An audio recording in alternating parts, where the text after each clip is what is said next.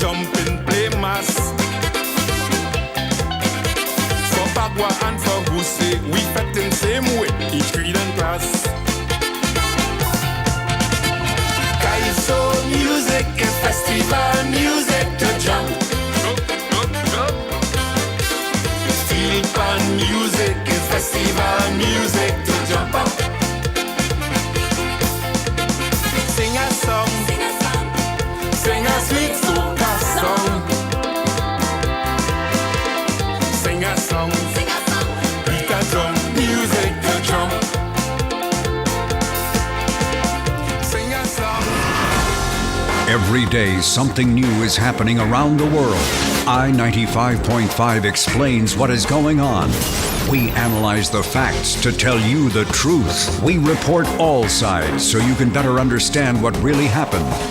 We often take sides on the major issues of politics and society, with a goal in moving policies and events in what we think is the best direction for the country. Informative. Innovative. Intriguing.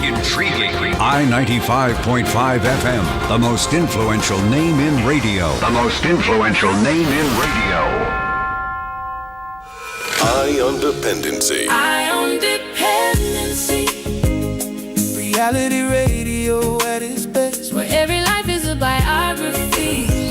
What systems exist to help former prisoners reintegrate? What it have in Trinidad and Tobago for a person who coming out of prison? I have been without any incidents, crime-free, about 10 years now. I had applied for a pardon and nothing has been happening. As soon as you go for a job and they find out it wasn't YTC, they are retrenching your fire immediately. This Sunday, Garth and Natasha sit with Daniel, a young man who went from an orphanage to the streets, where he was kidnapped, shot, and stabbed. After serving time at YTRC and MSP, Daniel has been out for over a decade and is still fighting to rebuild his life. Why does freedom feel like the beginning of a new sentence for so many? This episode is dedicated to men and women facing the same struggle. Eye on Dependency, this Sunday from 10 a.m. on I-95.5 FM, or stream live on the Eye on Dependency Facebook page or YouTube channel. We're not giving up just yet. Eye on Dependency.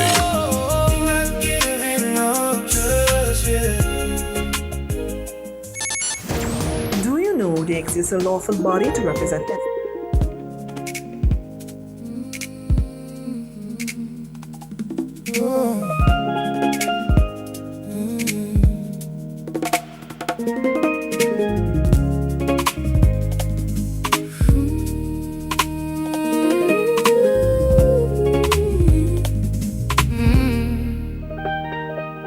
Late night, dial turns.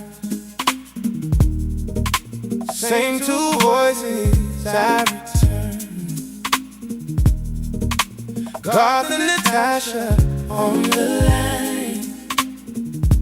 24 years, same lifeline. Stories in the dark, scars and second stars. From the valley to the view, they make room for you. Eye on Dependency. Reality radio at its best, where every life is a biography. Every heart gets time to rest. Eye on Dependency. You are more than your regrets. Hold on, breathe, stay with me. We're not giving up just yet. Oh no.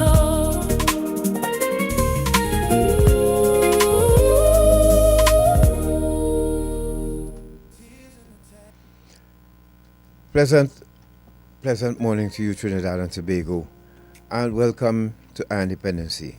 I am Garth, owning Natasha, and good morning. Welcome to Our Independency. Yes, welcome to our new format of Our Independency. I am loving it. Thank you, Shortman, once again for bringing us closer to our audience. Yes, much and closer. Using this new format, it's more interactive. And we thank him very much for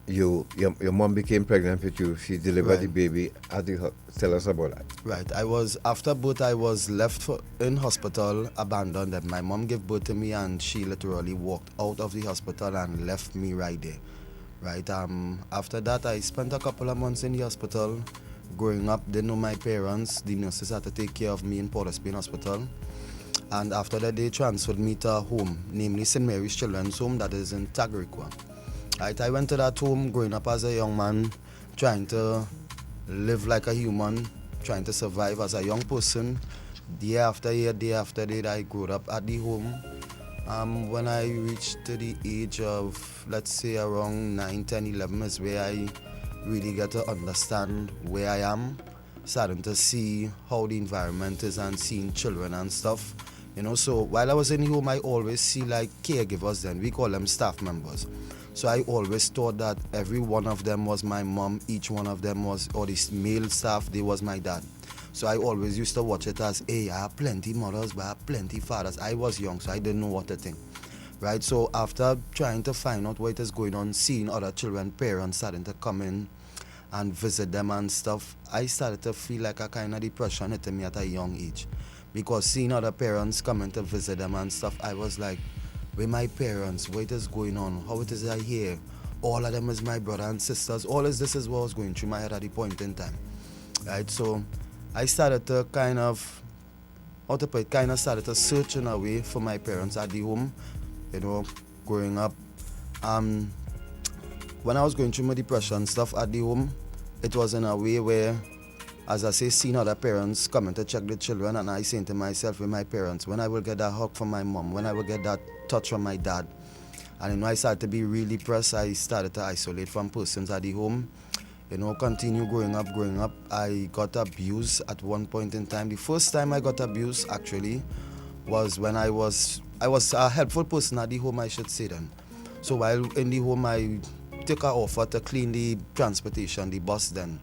And while cleaning this bus, I was inside cleaning out and stuff, and look, I started to shake. I was literally in the back of the maxi, and while cleaning out the maxi, sweeping out and stuff, one of the staff members came to me and he was like, let me do something. So I was like, I'm not on this, I don't know what you're talking about.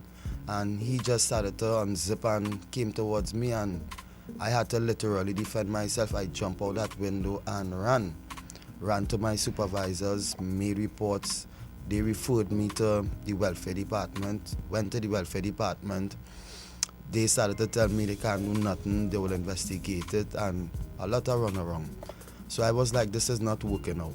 And one of the cleaners at the welfare department ended up telling me, hey, Daniel, go in the police station, go and make a report. So took her advice, spend some time again, end up getting abused again with my hand broken. At evening, we playing football as young men, well, young kids I should say then, in the home, right? Playing football at evening. Supervisor came, fellas, it's time to go inside. After 6 in the evening, we was like, sir, we taking 5 minutes again. He said, okay, take the 5 minutes. While playing for the 5 minutes finished, she came down. Yeah, it's time to go inside. So we looking to walk up. I had the ball on me, kicking it, walking up. He was like, hey, I don't want to kicking that ball. Walk up to me, hit the ball out of my hand and just started to beat me. Licks until he broke my hand. Right? I got that broken in the home, went to the manager, Mr. Otto Patrick is his name. I went to him and I called him. I said, sir, look, my hand, I bawling, crying. My hand was literally like a stairs. That's how bad it broke. Right? Bawling, crying, showed him. I said, sir, look, my hand break.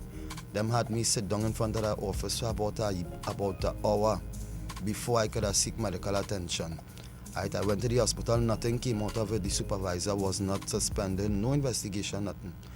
So I went through a lot concerning that at the home. I just got fed up of going through all those stuff, and basically, honestly speaking, I ran away.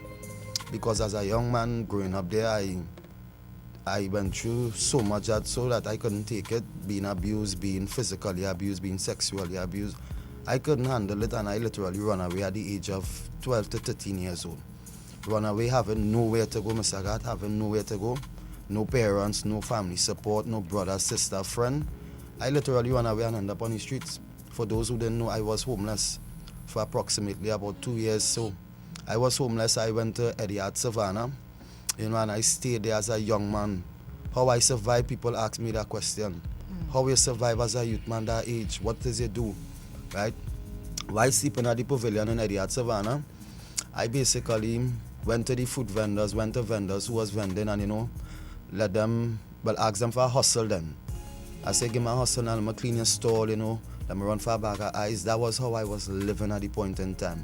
Many of them question us, young man, what are you not doing out of school? How old he is? And basically I lied to them. Yeah, because I'm not going to tell them I ran away from my home. Right? So honestly speaking, I lied to them. I told them, whatever the case may be, I'm looking for a little hustle, I'm not going to school, whatever. And that's why I was surviving. No, you ran away from a home. Were there people looking for you? Did they send people to try to find you? Well, to be honest, while I was in the savannah, since I ran away, when I ran away from the home, while I was in the savannah, I never saw a staff member from the home looking for me because it's there where I was. It's only the police and the polling me after a period of time. Okay. Yeah, but while I was there, that's how I was surviving, and while I was there, something extremely bad happened, man. That's where we're gonna go for a break. You're listening to Daniel. If you're just joining us, you're listening to Independency.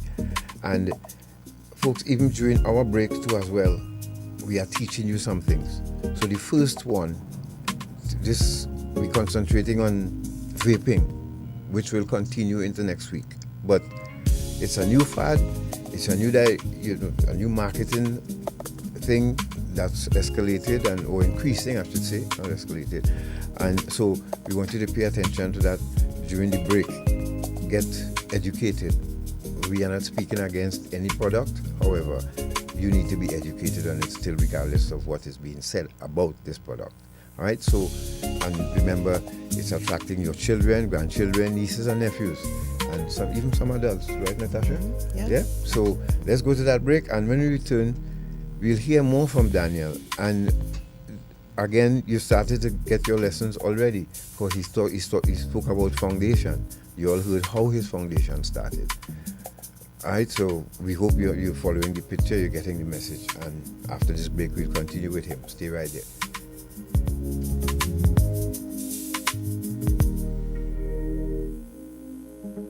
Hey guys, quickly this morning, the head of a pencil,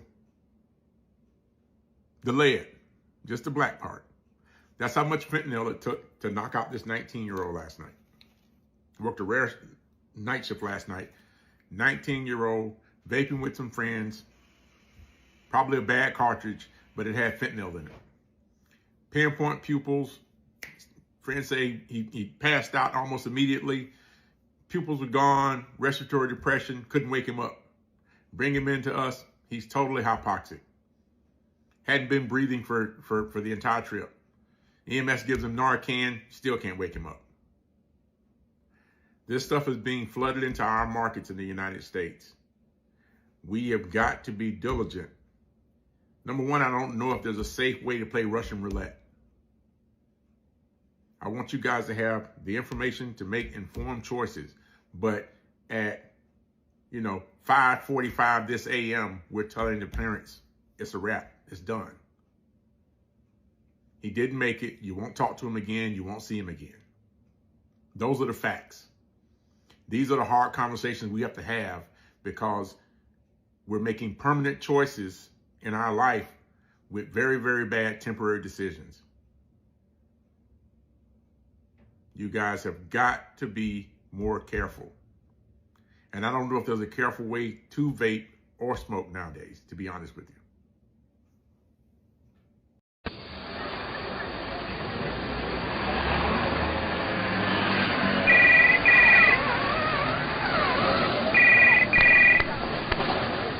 Hello? Hello, Mr. Dobson here from HMP London. Can I speak to Mr. James, please? This is Mr. James speaking. Thank you. Can you hold the line? I have a call coming through to you, sir. Sure. Hello, Daddy. Hello, yes, Brian? Daddy, I'm just calling to tell you that look up in the UK for drug trafficking. Oh, yeah? You lock up? And you tell me I was going to Tobago? And I tell you about them boy I was liming with? Well, all right. Don't drop the soap. Cheerio. Eye on Dependency. Reality radio at its best every Sunday on I-95.5 FM. Don't miss it.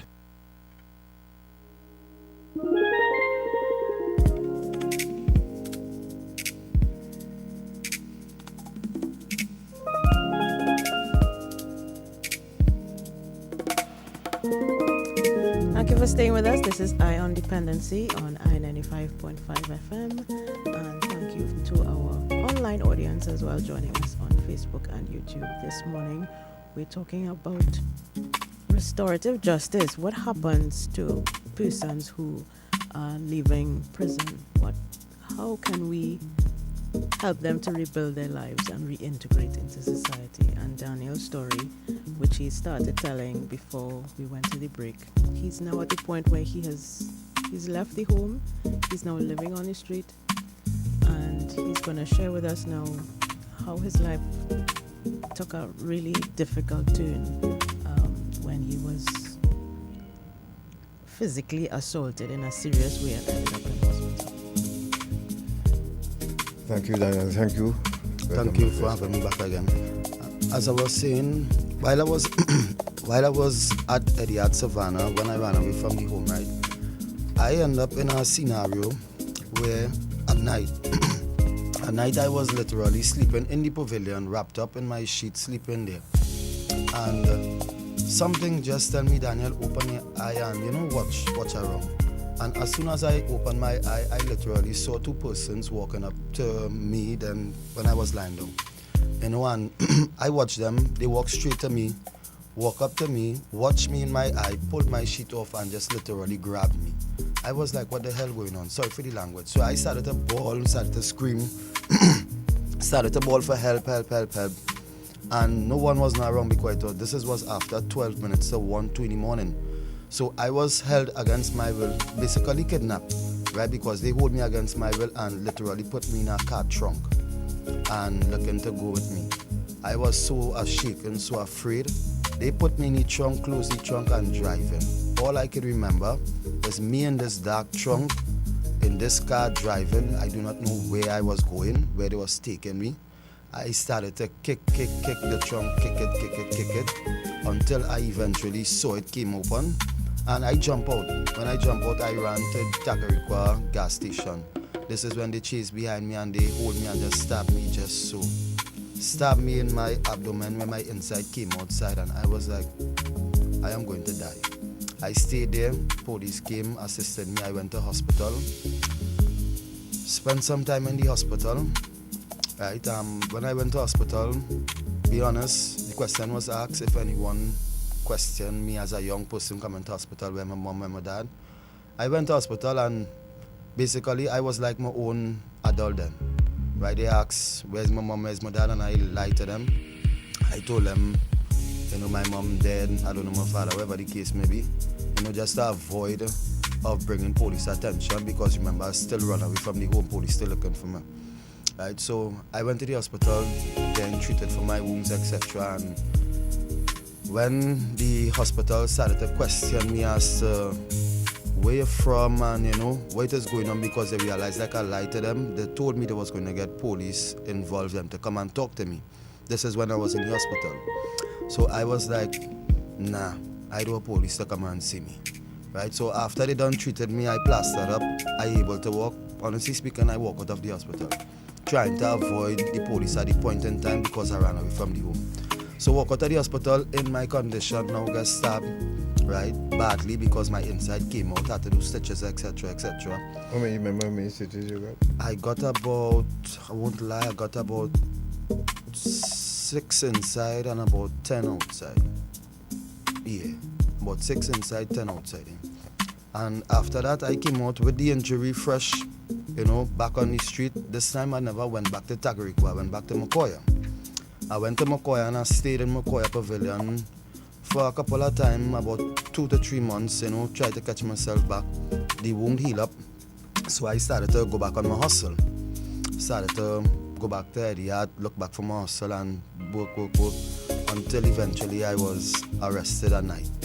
At night I went back to Etihad, sleeping in Pavilion. 2 police officers came and just held me right there.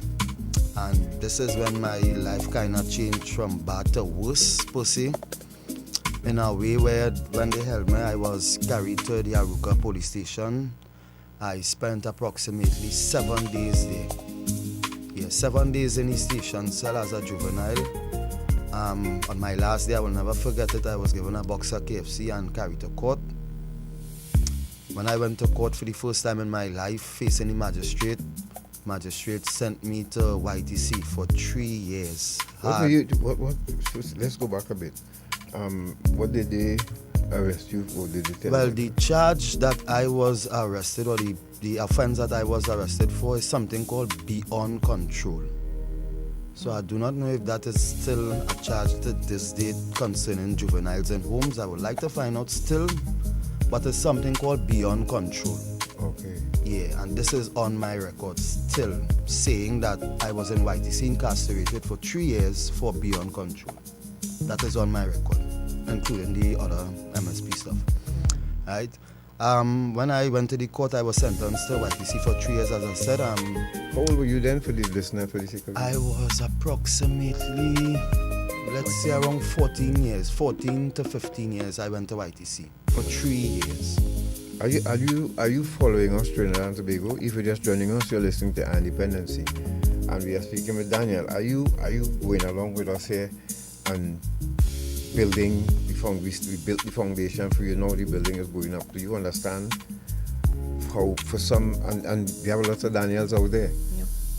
So, do you all understand where we're going with this, right? And how it continues? The other thing about Daniel's story with that conviction, so to speak, is that he was a juvenile. How is his juvenile record made public in this way, in this fashion, given that he's an adult? His juvenile record should either be sealed or be expunged once he becomes an adult. Yeah. So we'll talk about that, and yeah. of course we'll hook up with two other people who. So we come straight to the presidential pardon discussion and what Daniel has been experiencing, before we get to that part. But we have two other people as well who, to this day, one person still have, his record is still dirty because after when he was in his teens or in the early 20s, but we hear from him, but he's 51 now and still has a dirty record. It shouldn't take that long. So this is what I'm saying. This program here is for the Ministry of Justice to understand all of these shenanigans too as well, and hope that it can be used to help them in making decisions about this going forward, because we have been discussing this for way too long. All right. So can take us to now. You're in YTC. You spent a couple of years there. Did you automatically transition to MSP, or did you come out and went back in? Tell us how that went. Right, so while I was in YTC, I did a lot of programs. I did youth parliament, I did mentorship, I did tailoring. I was qualified, whatever, in the fees that I did. When I came out of YTC on the 28th of September, 28th of September, I came out of YTC after serving the 3 years. Honestly speaking, had nowhere to go, no one to turn to, no family support. Nothing was put in place for me, per se, coming out of YTC to have somewhere stable to go. Honestly speaking, nothing was not put in place on that aspect of it. So literally, I left YTC with my baggage, me, myself, and I, to find somewhere to live.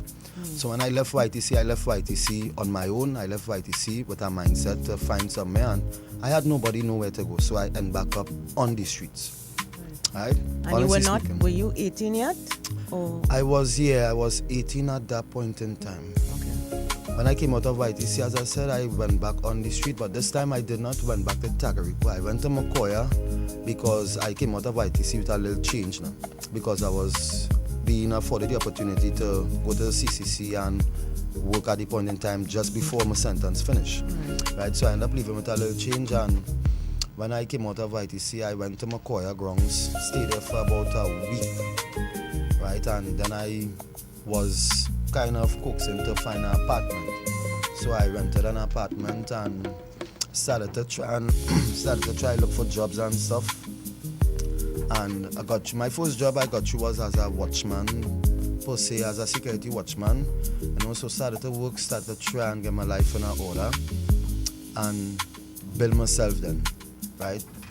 And while doing that now, honestly speaking, I'm not going to lie, honestly speaking, while doing that, I started to get caught up with the influence, because when I was in YTC, although I was sent to YTC for beyond control, I was placed among young men who got locked up for guns, who got locked up for robbery, who got locked up for marijuana. So I was introduced to drugs while in YTC. I learned to smoke in YTC. I learned a lot of negative stuff in YTC and was influenced the wrong way, honestly speaking.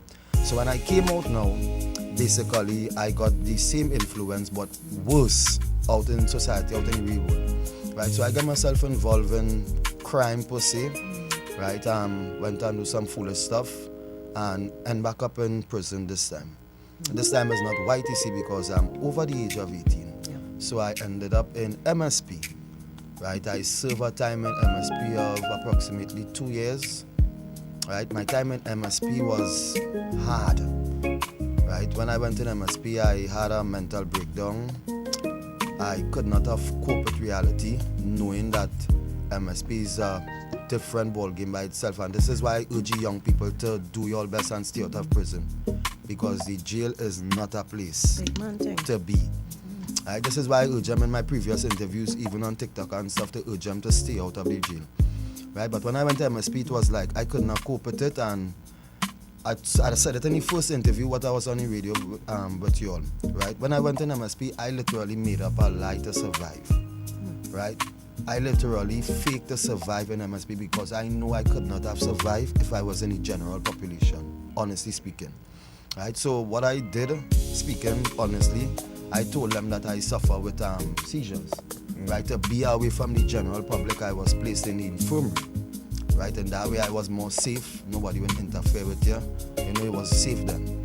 Right? So I was in infirmary. I spent my time in MSP, and basically I didn't do anything in MSP. I was just locked away. 23 hours a day, 1 hour outside. No programs, nothing like that. So it was just 2 years wasted of my life then because of the decisions that I had made.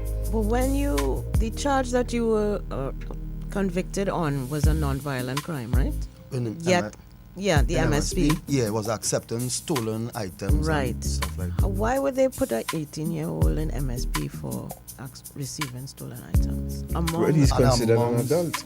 An adult, yes, but maximum security? Yeah, well, maybe that's where they had space. Remember the prison, and I want to believe when Daniel was there, the programs and industries department weren't really active as much yet. So because he said he had no program, he just when I was there, didn't have any programs either. It was just the one off time or church pastor would come or somebody. But other than that, there wasn't anything. But that has changed now. The thing is, I want people to understand too that there's no prison in the world, even the one Natasha and I just visited in Canada. There's no prison in the world that stops or can stop contraband. They will try their best. They will try as much as they could, as hard as they can. They will try, but it's a plague around the world. So when Daniel also said he learns how to use drugs in the institution, that's nothing surprising when it comes to understanding prison life, because we send people to prison who are hooked on different substances, and we don't have a treatment program for them. So obviously they will want drugs while they're in prison. So correct. But it also speaks to, and I just wanted to raise that point about the different levels of security and confinement that different levels of crimes demand.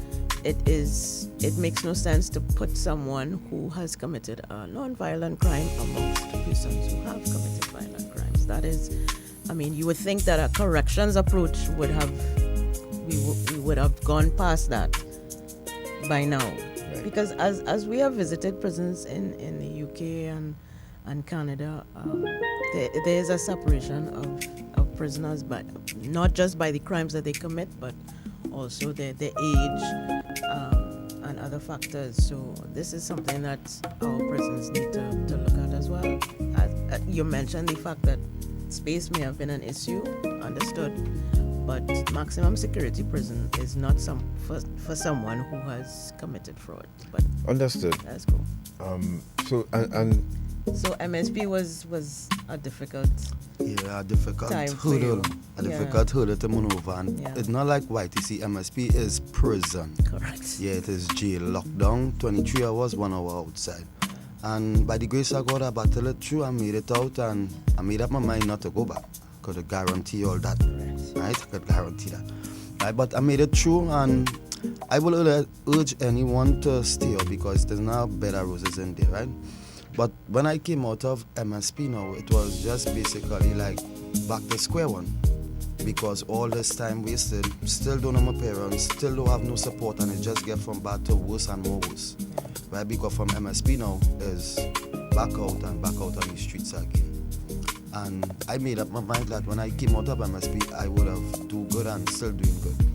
And so when I came out of MSP, I started to be more proactive with my life. I learned my lesson after that 2 years, knowing that MSP is not like YTC, where you be given all the opportunities to do stuff and you're more free. It is not like that. So I took it more serious, and I said to myself, hey, you're not going to do that anymore. You're going to stay out and you're going to do good then. You know, and I came out and started to get myself involved in youth clubs, started to look for work then, started to rent, you know, started to build myself piece by piece then and not rush it. There are people who, of course, would have looked out for you during this time, right? Mm-hmm.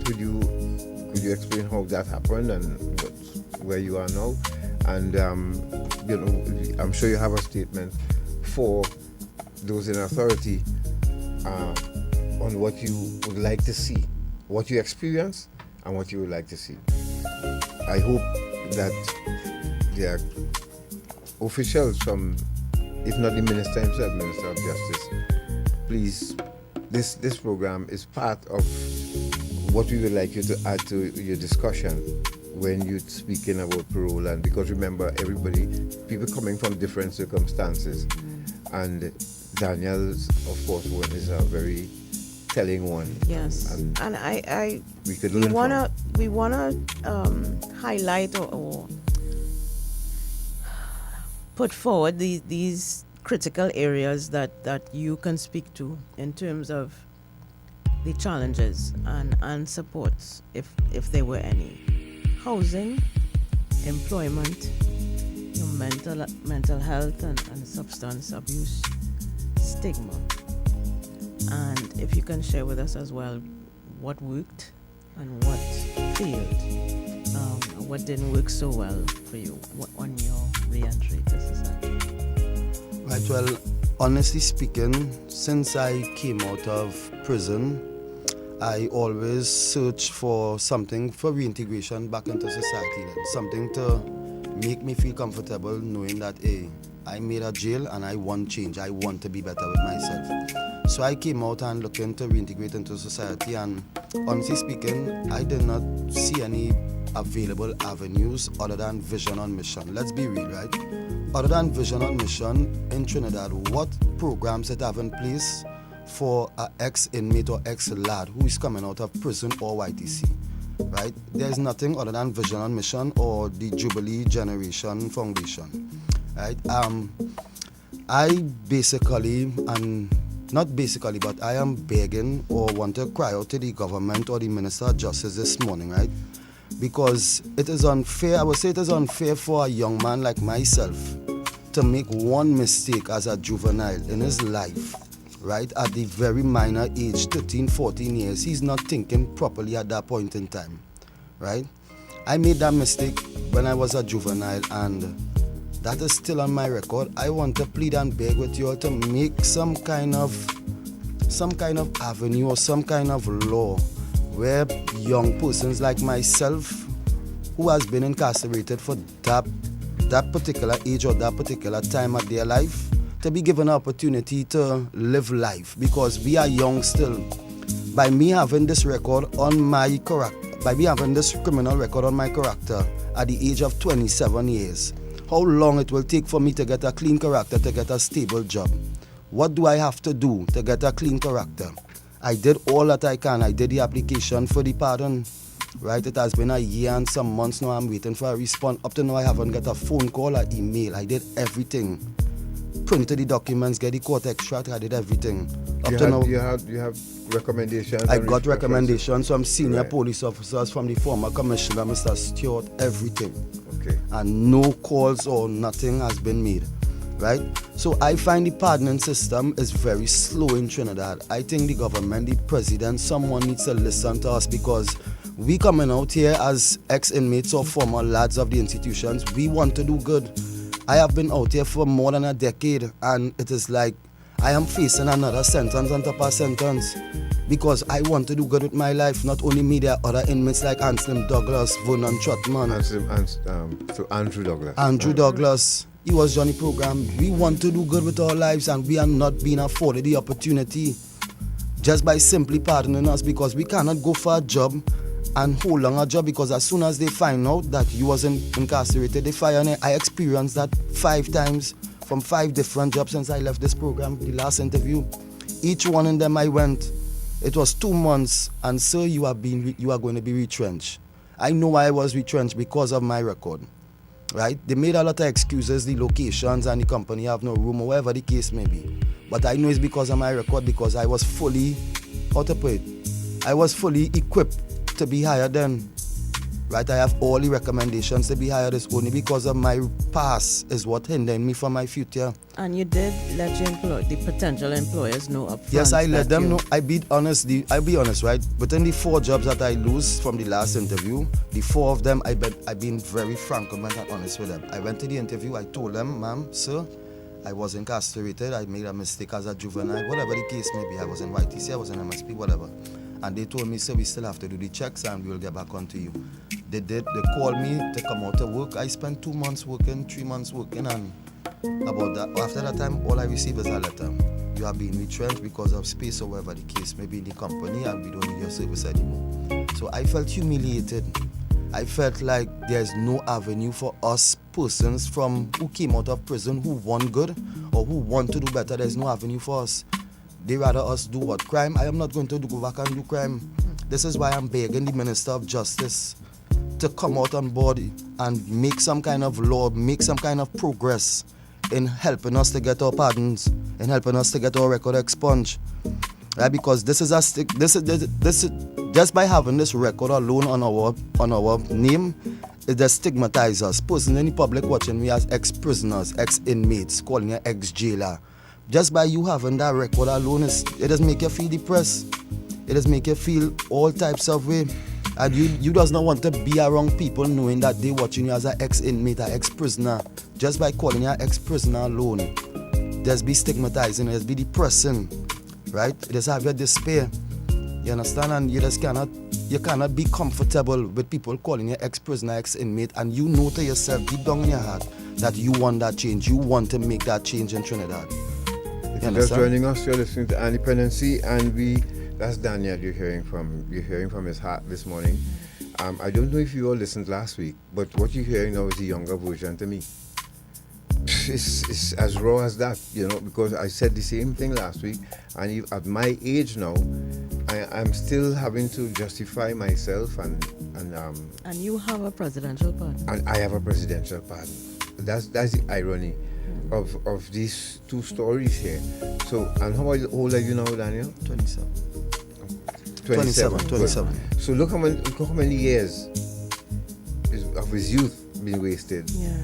And we want to endorse the appeal to the Ministry of Justice as well. Mr. Devish Maharaj. Yeah, that's the new Minister of Justice. Because we have, in our travels to the UK, and from the prisoners we've spoken to, the prison officials we've spoken to, in the UK, there exists a provision under the law where after a certain period of time, depending on the crime you've been convicted for, after a certain period of time, regardless, once you have not reoffended, your record is expunged automatically. You don't have to apply for it.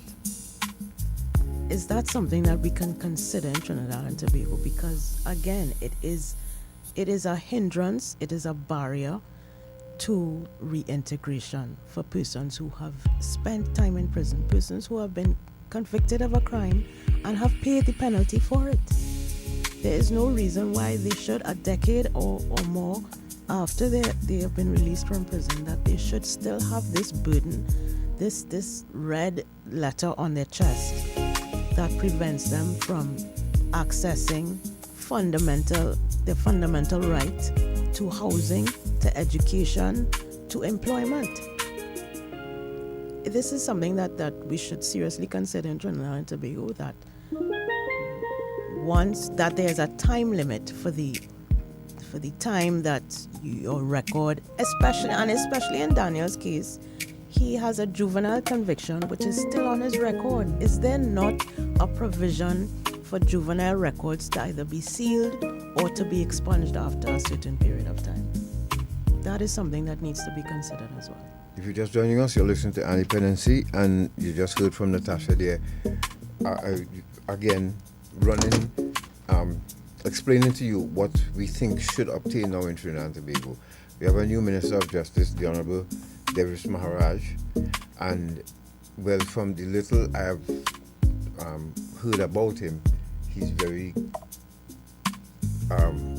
radical when it comes to making decisions, and don't dwell on them for too long before he makes a decision.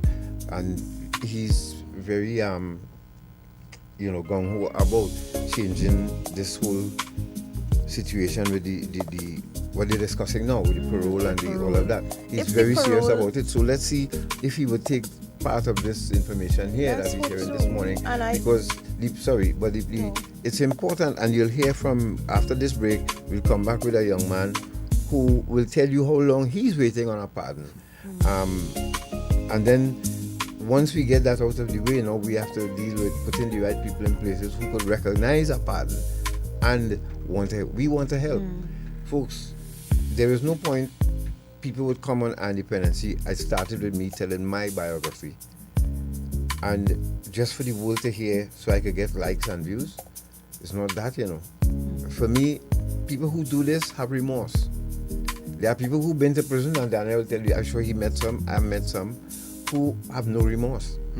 They return to society and go straight back to their old ways. But there are those of us who didn't. But we have a skill. It's a university that most of you did not attend and may not have survived. But it's a university where we have knowledge of certain things and the way things are done. I am seeing crimes committed here. I know drugs driving most of it. I'm sure of that. But the other thing I wanted to raise too about the parole system that is to be introduced, honestly, I'm not sure whether this is a part of it, but they should consider community rehabilitation, like halfway houses and those kinds of things, where people who, like Daniel, are leaving prison and have nowhere to live. A community-based housing that is supervised, but yet still affords those who are living there with a level of freedom to rebuild their lives if they have no family to go back to. You had gotten shot too, right? Yeah. We'll talk about that when we come back after this break, and then we'll hear from Deon first about his experience trying to obtain a presidential pardon, which is proving to be very difficult, and the journey continues. We're doing this because we want to help Trinidad and Tobago. It has not changed, and we're not giving up. Someone will listen, and we almost up, we are eternal optimists. Someone will listen. So let's go to a break. We'll be right back. Remember, there's something to learn in the breaks as well. Pay attention. We're dealing with vaping this Sunday. Let's go.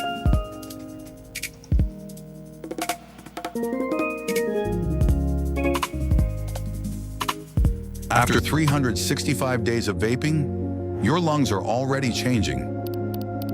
You may not feel it, but every puff over the past year has delivered heated aerosol deep into your airways. Those ultrafine particles don't just disappear, they settle along the bronchial tubes, the pathways that carry air in and out. The delicate lining of your lungs begins to face repeated irritation. Your body responds with inflammation. Inflammation means swelling, narrowing, and stress inside the airways. Your lungs start producing more mucus than normal. Some of the smallest air sacs, the alveoli, don't exchange oxygen as efficiently as before. Microscopic particles, including trace metals, can remain trapped in lung tissue. Your immune cells stay on constant alert, treating every inhale like a threat. Over time, repeated stress may weaken the structure of the lung walls. Breathing can still feel normal, even while subtle changes continue inside. And because vaping hasn't existed for decades, we still don't fully know what long-term exposure will mean.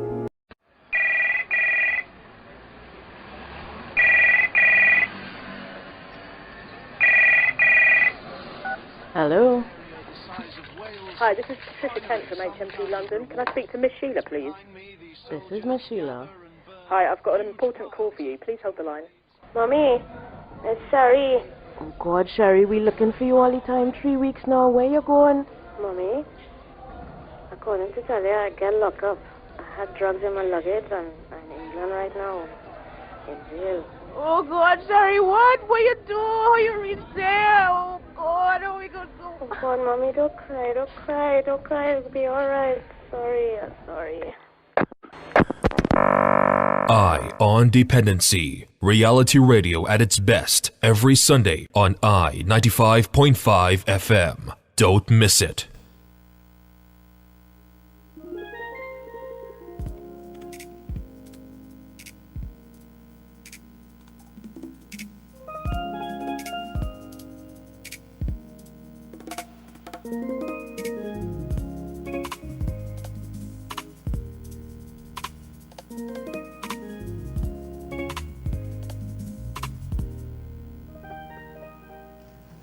Thank you for staying with us. Welcome to the new format, the new look, the new sound of our independency.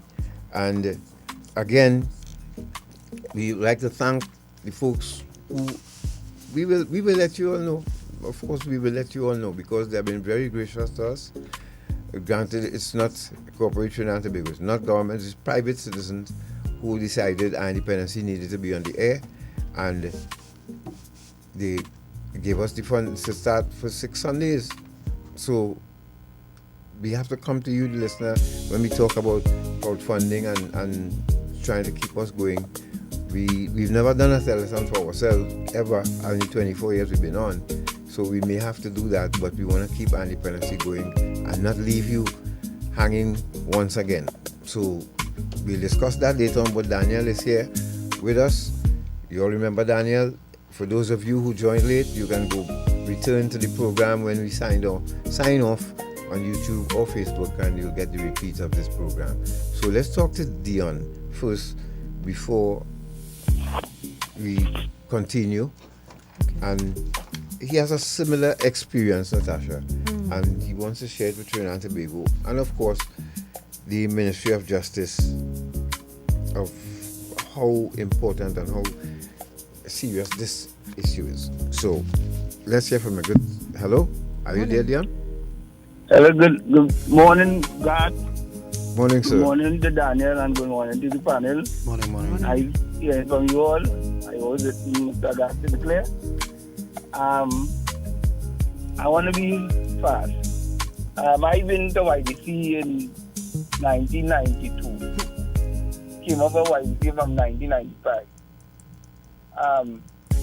When I was seeing about when I first went to a COC in the station locator, a police woman come outside, and what I did in YDC back then, the market in the back of the COC, right? Well, I get to work normal. I don't have a problem getting to work. Presently, I work for a highly recognized security company, and they know my situation. But I'm supposed to get promotion, and in order to get promotion, I have to get the record clear. Which, when I was in YDC in John Roger time, they told us we have to vote on my record. And my uncle working in prison for 30 years also told me I have to vote on record. And I even know Mr. Cipriani Batista, and I spoke to him, he said that record would be sealed. right? So, one in prison, when I go to, I went back in my duty several times. They said that I not about a record. And up to today, 31 years after I come out of YDC, the record is still there, right? And I went by Riverside Plaza with my extract and my ID card. They uploaded it on the system. A big man from a day came out, he let me know I'm not about a record. Let's go and take out a safety and cry to about them and do what I do, that's why and it's constable. And I personally wrote the Commissioner of Police in December, and I get an email stating after your report, because I wrote them to get the response, because after 30 years, you telling me I still have a record of a juvenile. I never been to the big prison. I went in YDP, when I saw the extract, the mark, we can enter and dwell in place, and at the bottom of the extract mark, reprimanded and discharged. So I don't know what the issue, but I'm a fighter. I'm not going back in jail or in prison or in YDC. But this is utter nonsense. So let's get this straight here. Like, when you try to better yourself here, nobody cares about that. So let's get this straight, Deon. You employed, but because you are up for, let's say, upgrade or promotion, sort of, and no, but of course you have to get those records in, and it's hampering you now having a dirty POC. Yeah. And this too is a part of the whole restorative justice process. So what would you like to say now to the new Minister of Justice? I tried to get help because a guy who I know went white did me. He promoted a lawyer in Tulapuna. The lawyer said he'll handle it, and then when I started calling back, he must have taken my call and say he can deal with that situation. So it seemed to me like somebody in higher authority needs to step in and see what it is, because I know Minister Hines was seeing about it, and nobody knows what's going on right now, because plenty people I know when it was in YTC still had the record on the system. Yeah, that's part of the system that has to change. It's for you to carry on with life, and you made yourself a productive citizen. So yeah, well, I went I get my taxi badge. I went and get my operator license. I am doing well, you know, but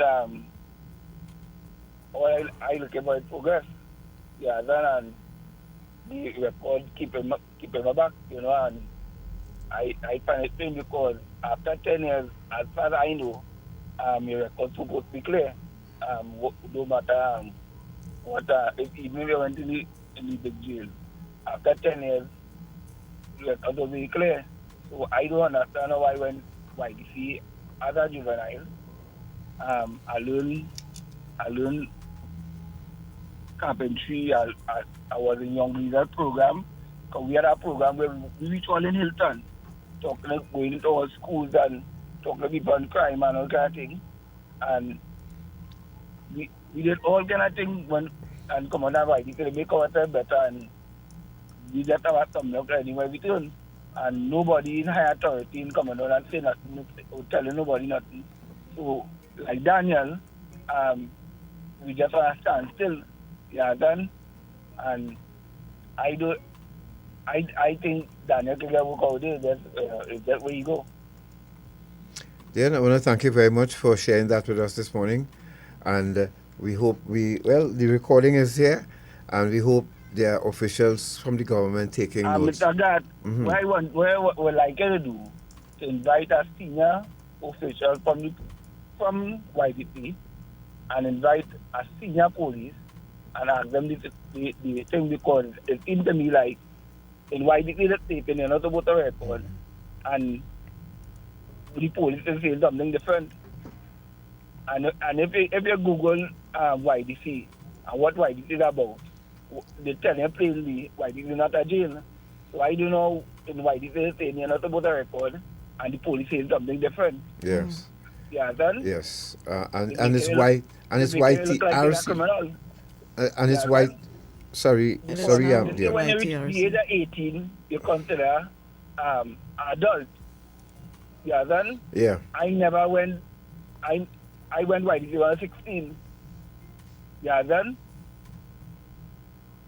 All right. But they say when you reach the age of 18, if you're still in YDC and you get sentenced to the bigger prison, then you consider adult. Yeah, then. Okay, dear. Thank you very much, sir, for sharing that with us. Well, And, guys, having Let's keep our fingers crossed that it will be dealt with as soon as possible. So, he's not alone. There are hundreds of people in this country Yes, here yes. without a presidential pardon, which leaves a ceiling over their head. Yes, and just for FYI, I did share the bill essentials for the Parole Bill 2026 in the Facebook chat, and having just perused it, it does not speak to the things that I mentioned in terms of community-based sentencing or monitoring or supervision. It establishes the parole board. It establishes the conditions under which people will be granted parole. It does not speak about expunging of records, and it doesn't speak to community living situations where people who do not have someone or somewhere to be paroled to. Once you are granted parole, where do you go if you don't have anywhere to live? Right. It doesn't make provisions for persons like that, nor does it speak about expunging records after. If you're just joining us, you're listening to Independency, and we are speaking with Daniel. We hope you are learning this morning, not only from Daniel, but the information being shared during our breaks, because it's a very serious topic, this thing called vaping, and you need to be informed. You need to inform your children what you've been hearing, and don't buy a child a vape for, as a gift. Until you do your research on it, all right? That's all we say. If you see say. a vape in your house or anything looking like, because they can be disguised very well in terms of how they are. You'll see a flash drive and think it's a vape. Yes. You'll see a flash drive and think it's a flash drive. Please be very vigilant. You can try Google. It's your friend. Look up and see what they look like. What young people are using to conceal. Yes, you these devices. Yeah. Yep. Please, again, we are not against those. Just like the guy who chooses to sell drugs, just like the people who choose to sell alcohol, gambling, whatever, they choose to do that. But there are people who fall victim or who get ill from these products, and that is why we are here. And prevention is better than cure. Do your research before you allow your children start to using vape. Yep. Right, so Daniel, you got shot. Yes. Tell us about that quickly before we go to a break and come back and speak with Dane. But tell us, how did that happen? You've been through a lot, my friend. Yeah. I forgot was to mention I got shot because of time, right? But I will mention it here. While I was even homeless, when I ran away from the home, right? Remember, I told you I ran away from the home, right? While I was homeless and staying at Tagarikwa in the pavilion at a point in time, evening I sat down in the pavilion. The place was very, very quiet, right? It was like about a Sunday evening, after 5 in the evening. So I sat down there and just taking in the breeze, watching everybody running around and thing. And I saw two guys running in the savannah heading towards me. And the person in the back, I saw him with a gun. So I was like, what is going on here? So I watching them. Before the guy could even reach the pavilion, I just started to hear gunshots. Bow, bow, bow, bow, bow. Me sit down there. I didn't even know I was shot. Right? When I hear the gunshot, I literally fell back and was trying to hide, not knowing as I was shot and laying down there. Right? I was shot 3 times in one incident from a police officer then. Right? He was chasing behind a suspect, and like the suspect robbed the gas station on the main road and ran across the bus route and was running through Etihad Savannah, and he was chasing him. So like the officer, like he didn't see me in the pavilion and he opened fire behind the suspect, and I ended up getting shot 3 times about my body, almost died and was rushed to the hospital and stuff. Right? So this is the scenario when I was shot. But going back to the caller previously, right? You know what it is bother me with his story, and this is why I say the system fails us as ex-prisoners or ex-inmates who want to change. This is why I say the system fails us. And this is not no government thing. This is just the whole on authority, right? Because you remember what he said the year that he was arrested for, since 1960 something or 19 something? 1996 or something. So that was even said before I born. Correct. We in 2026. Yep. And he's still fighting for a pardon. Yes.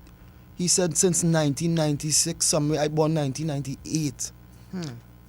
30 something years now, and he's still going through that. So just imagine that weight is he facing. Yeah. It is an onerous process too, as well. Garth will tell you the process that you have to go through to get a presidential pardon. And this is my problem. Easy. I find it is too long. And they need to fix that, because why I have to wait so long to get my life back in order? I am not going to wait until I reach 35 years, 45 years to get a pardon. I am only 27. I showing that I want this. It's not nearly. It's 10 years now I've been out of the system. Police have never arrested me. They have never even talked to me since I came out of prison. I've never had nothing concerning the law, right? So why the system itself is so long? We do not have to wait so long for a pardon, and I find that should need to change. I find the government should make a time frame. If you come out of prison, they give you a 5 to 7 years, framework. Right, within that frame time, you have to do some kind of community work or something to show that you want that change, and then there will be access to grant you the pardon if it's that. But don't have me sitting and waiting 30 years, like how he said it, 31 years. I don't have all that time. Time is short. I need to progress with my life, because each job I get and they find out that I have a pardon, they are going to retrench me. So I cannot be living like this for the rest of my life. This is why I called on the government or the Minister of Justice to come forward and help us. I am a young man. I am not 20. I am not 30. I am a young man. I have not reached 30 yet. So I am trying to work on getting my pardon before I reach those age. Because I don't want to start to work and start to put my life in order. At that age, it will be too late. I am young. I want to do it. So you all make the avenues for us. Put things in place where we can build ourselves, where we can come out of this. Because it's not like we're not showing the interest. We want this. Not only myself but the others, we want this. Look at the reference he drew, the caller just now. He said he had to get a promotion, and because he cannot get the promotion, it's because of his record. Your record holding you back from promoting in life. So that is a good example. And this is why the minister should do something, because we suffering, I jobless. I had to be surviving on PJs right now. Since then, every little day I had to survive on a private job to survive. You understand? So it's hard for us, and I will never, you see what he said, I'll never turn back to the life of crime, because I know the experiences that I had. And even if you wanted to start your own business, the hurdles would be there as well, because you won't be able to go by the bank and get a loan. Daniel, if you're just joining us, folks, you're listening to Independency, and we are speaking with Daniel. Some of you may have been familiar with his story or hearing it for the first time. Regardless, you heard me last week. You heard the player that I sent out there, and sometimes I hope Daniel don't have to experience what I did, because remember I told you, probably I volunteered myself to be an experiment in Trinidad and Tobago, and where there are those people who were there for me, and by extension Independency, there were those who tried to stop it. Or stop me. Why?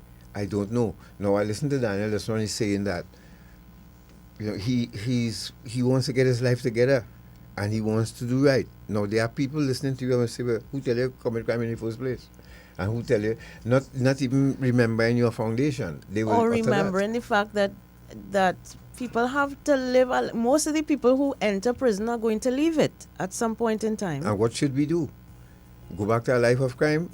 Like I explained, it's not a life sentence. He spoke about vision and mission. Yeah. Now, if I'm fortunate to have a wife waiting for me and family waiting for me, then I would not go by vision and mission. I will go home. But that's an extra amount now. Just walk through the door. What if I decide I have a skill now? Who do I go to? Where do I turn to? Who do I turn to? I've asked that over and over. Independency saved me. Natasha saved me. I spoke to you all from my heart last week. Folks, this is not a joke. And how many of you listening to this broadcast this morning, if given the opportunity, would go back in time and undo something that you did? Any one of you listening out there this morning? But the point is that Just you for all Natasha, have... hold on. I want this to sink in a minute. I know why I'm saying this, right? Okay. Anybody out there who listened to this broadcast this morning who can make a decision for people like Daniel and I? If you had an opportunity to go back in time to undo something that you did that you have remorse for, would you do it? And it's the same thing. It's the same thing. Natasha? No, I was just gonna say, persons who have been in prison have served their debt to society. Are we gonna continue to punish them when they leave prison? Is that the idea? Is that what the system is designed to do? To punish you for the rest of your life? But somebody will because ask about clearly the the victim. jail sentence wasn't enough. Well, but somebody will ask you, so what about the victim? He committed a victimless crime. Right. That's for Daniel's case. Yes. But that is incumbent upon the prison to ensure that the restorative part of the justice system is working while that person is incarcerated. Once they've been released, the prison is supposed to say, we did what we were supposed to do to facilitate that reconciliation and restoration of the victims and the perpetrators. That's the prison's job. If the prison hasn't done that, you cannot blame the perpetrator. You cannot blame the offender for not being rehabilitated if the prison hasn't done their job. okay, so then maybe there's another layer we could add to the whole thing, that Correct. the prison needs to get funding to do that and have the personnel to do it as well. Because that's a full-time clinic. Remember, and again, people, we have to show you the footage from the prison in Canada we visited. And part of their program too, they have a program going on where it's a step-down program. So you're ready to leave the prison, but a year before that, you wake up, change your clothes, clock a card, go out to work, come back in, clock a card. And they have that system for different levels of, people who've shown remorse and shown they want to change. They have a skill, they get employment for them, or So it's a gradual reintegration. You're still incarcerated, you're still living in the prison. Yes. But you're allowed to go out to work and come back in the evening. Mm-hmm.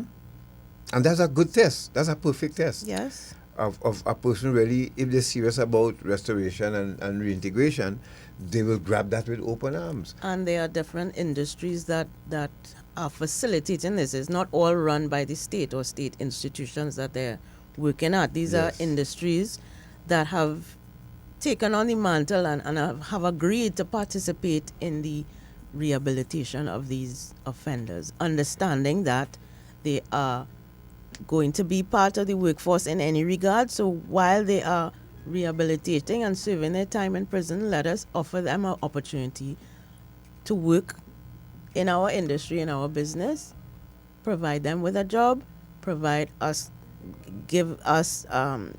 our workers to do the business that we are doing, and everybody wins. So let's go to a break. When we return, we'll speak with Dane. And remember, listen to this, another PSA coming up in the break with regard to vaping. Remember, this is something that's continuing and it's growing, and you need you to be properly educated on it. All right? So we'll see you here in a couple of minutes. Stay here. We'll be back.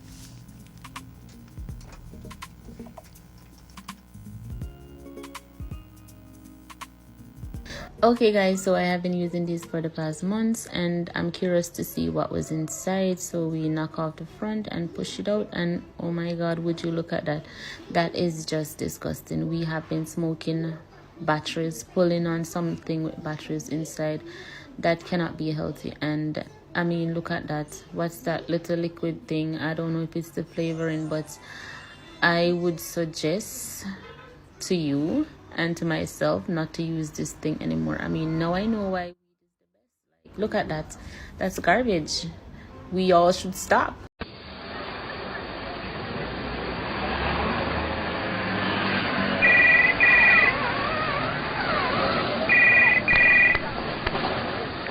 Hello? Hello, Mr. Dobson here from HMP London. Can I speak to Mr. James, please? This is Mr. James speaking. Thank you. Can you hold the line? I have a call coming through to you, sir. Sure. Hello, Daddy. Hello, yes, Brian? Daddy, I'm just calling to tell you that look up in the UK for drug trafficking. Oh, yeah?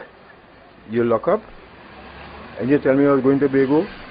And I tell you about them boy I was liming with? Well, all right. Don't drop the soap. Carry out. Eye on Dependency. Reality radio at its best every Sunday on I 95.5 FM. Don't miss it.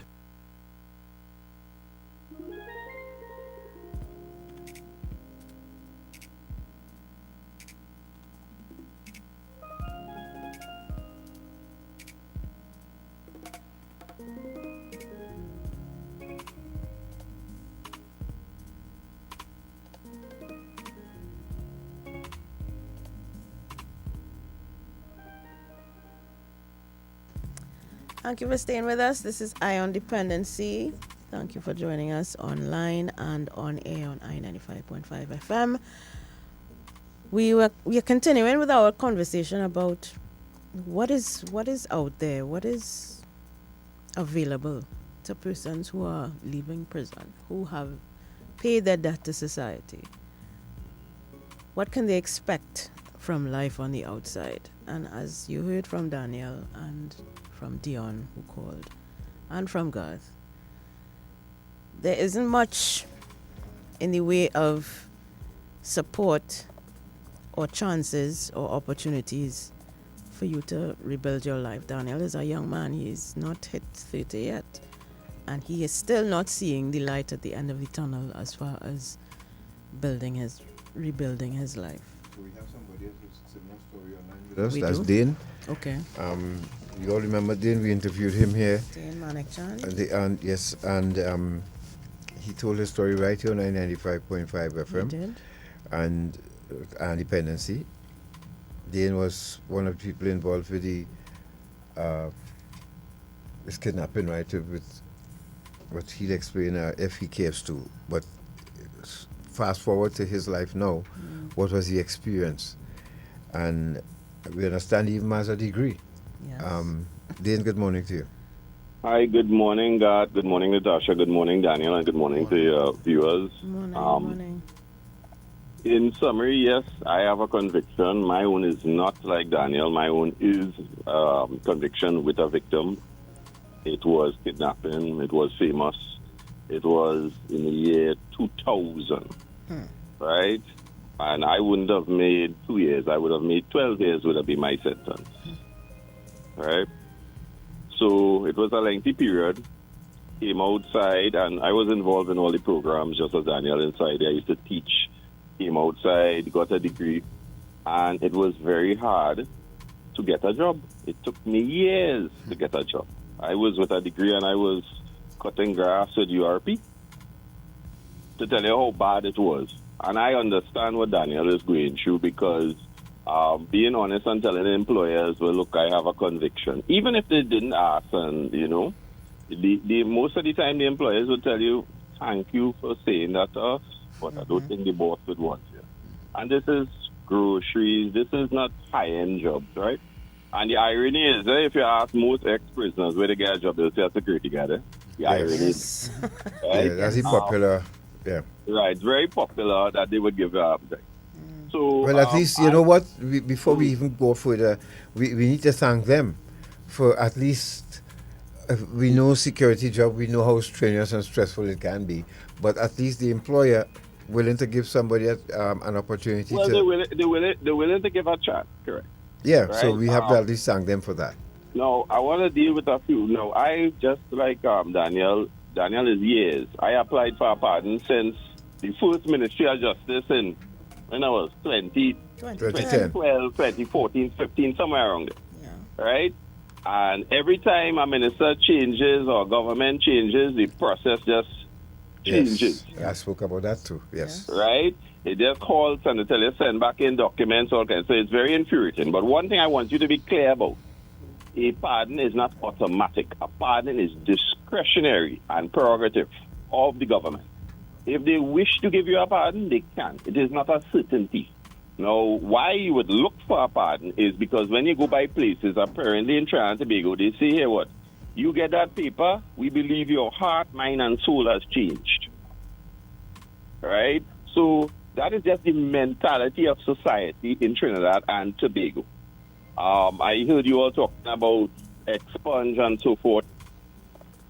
Within 5 years, normally in other jurisdictions, victimless crime, if you've been on the right and narrow path, you normally get it expunged. And when we say expunge, I want to be clear. These things, if you ask members of the police force from the COC department, they will tell you it will never come off your record. We just wouldn't put it on the COC. Right? So where you all were talking about the YTC factor, where right, they would probably tell you, no, we are gonna minus that from the records, and it will always be there. But should it be on your COC for the general public to see? That is a different case. Because you would be a minor in YTC, you would be considered a lad. You wouldn't even be the term prisoner offender, wouldn't even be put forward towards you. Right? Somebody would have talked about, one of the past gentlemen would have talked about 10 years and it's supposed to be off the system. And then I have heard this. I've researched it. I've even brought it to lawyers and they say, no, they cannot find nothing with this. A lot of things we have is just colonial practice. Like you would have heard them say, my God, you got a conviction. You can't get a job in the public sector. I am telling you, I have taken them to industrial court on this. That is nonsense. Right? They will tell you it is a practice, but there is no policy, there is no guideline, there is no law. Unless, of course, it is like a police, fire department, or where they spell it out that you have to have a clean certificate of character. Now, again, I know it's very hard. It's very hard for you to get a job, and all you're looking for the pardon, because that's what basically everybody would tell you. But the thing about it, minor crimes such as yours that are victimless should not be in the system for a pardon, should be more expunged. Yes, agreed. After a certain period of time has passed. Agreed. Crimes such as mine, which are considered serious offenses, that's the jail term. We are the people who have to wait for the pardon. All right? And again, if they blank me, there is nothing I can do. That is the discretion. Right? This has come from since kings and queens when a jester used to be there and the king used to say, yes, you made me laugh. I wouldn't cut off your head. He didn't have to give a reason for it. Right? That is the discretionary power of it. Now, you would write and say, well, watch me. I'm catching my tail to get a job. And this is what the people are saying. And it's correct. Right? They may take it into wrong, but I don't want it to get turned off if they say no. It's great. It's a long time. I have just recently got onto the Ministry of Justice, and when I say recently, just last week. So I'm waiting. They say they're changing up the procedure, but compared to the past, the person I spoke to seemed more empathetic, seemed more willing to share information. Because if you would have called the Ministry of National Security years ago, all you would get is, we don't know. Right? Your paperwork is in and you wait. It took me, I think, 4 years until they told me you will be on the next sitting of the Mercy Committee. That was in 2023. You think I get a reply up to now? Wow. Right? If I ask them when the sitting happened, who was on the sitting, what went on, we don't know. So I don't want you to get frustrated because what has happened, you get centered on this. Now, you have to go through, people always tell me this, what is for you is for you. Right? When it happens, it will happen. I know it's frustrating. Trust me, I know it real hard. Right? I've gone through this. I've written Minister of Social Development to ask why programs are not put in place for when the prisoners come outside. The discussion we're having now, why somebody like me didn't come into prison and explain to you all, hey, what? Well, you finish all your first sentence, let me explain what society gives you as your second sentence. This is the perception, right? And this doesn't go away. You could get a pardon how much you want. You hear Garth speak about it. Garth might tell somebody something and they mightn't like it. They say, you're the old drug addict. Come go on for me, right? I have gotten that. I have made a comment on Facebook and you'll see somebody research me. You want to talk? Use an ex-criminal, use this, use that. That is just how life is. Right? I cannot change everybody's heart. I know about myself. Right? I know it's going to be depressing. Right? And this is one of the things I've written to past ministers of national security, and I explained to them why, when we come out of prison, to go on the right and narrow is such hard. It is real difficult. You don't see nobody offering you a job whatsoever, and when you trying all kind of things, it is difficult. And you know what's easy? To go on the wrong path. To go on the wrong path is so easy, right? And anything you're trying to do positive is difficult. So I understand what you're going through. I want to tell you, don't lose faith. Yes, it is frustrating. Even me thinking about it, it is frustrating because, don't get your hopes up with the pardon because it takes time, and it's not you alone. The problem you having is you did a small prison sentence for a victimless crime, and nobody wants to give you a chance. That is the problem that you have to overcome. Now, don't mean that you get a pardon and they know that would change, you know. They would just make up all kind of excuses. I have the amount of excuses I have heard. One woman told me some ISO act, they can hire me, and I was like, what are you talking about? Right? And they just don't want to hire. They just come up with all kind of excuses. And that's actually not discrimination by law. So it's real difficult. And I understand what you're going through. Is hopeful, like what Natasha was speaking about, where you would see people get furlough and early release programs where they would come out and work.